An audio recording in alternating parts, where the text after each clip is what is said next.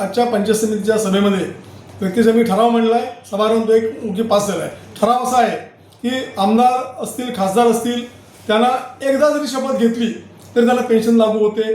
त्यांच्या पश्चात त्यांच्या फॅमिलीला पेन्शन लागू होते. आज आमदार खासदारांना, मला वाटतं आमदारांना दर महिन्याला 1.25 लाख रुपये मिळत आहेत त्यांच्या मतदारसंघात फिरण्यासाठी. त्याच्याबाहेर इतर सवलतीच्या सगळ्या आहेत. प्रवास भत्ते असतील, आरोग्याचे असतील, काही ह्याच्यामधली स्कीममधली घरं असतील, ह्या सगळ्या त्यांना मिळत आहेत. पण जिल्हा परिषदमध्ये 4-4, 5-5 वेळा, पंचायत समितीला 4-4 वेळा टर्म पुरे केले.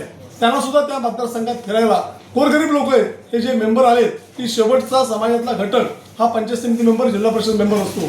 आणि आमचं असं म्हणणं आहे की स्थानिक स्वराज्य संस्था ह्या केंद्र सरकार असेल, राज्य सरकार असेल, त्याचा पाया आहे. आणि त्यांना सुद्धा फिरण्यासाठी किंवा त्यांना सुद्धा भविष्यात काही, माझं म्हणणं टोकन असेल, काही प्रमाणात कमी असेल, पण त्यांना सुद्धा पेन्शन योजना आमदार खासदारांप्रमाणे लागू करावी, अशा प्रकारचा आम्ही ठराव केलेला आहे.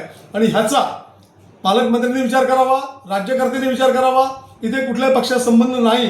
जी वस्तुस्थिती आहे ती वस्तुस्थिती महत्त्वाची आहे. ग्रामीण भागात फिरताना सुद्धा जिल्हा परिषद मेंबरला 10-10, 12-12, 13-13 गाव असतात. तो मोटरसायकलनं फिरत असेल, एसटीने फिरत असतील, काही गरीब लोकांना मोटरसायकल सुद्धा नाही. अशांना एक कायमचा आधार होईल, कायमची व्यवस्था होईल. अशा प्रकारची काही प्रमाणात का होईना सरकारने व्यवस्था करावी, अशा प्रकारचा आपण ठराव केलेला आहे. सगळ्यांना समान न्याय पाहिजे आणि समान न्याय असेल तरच या स्थानिक स्वराज्य संस्था मधला कारभार अधिक गतिमान होईल.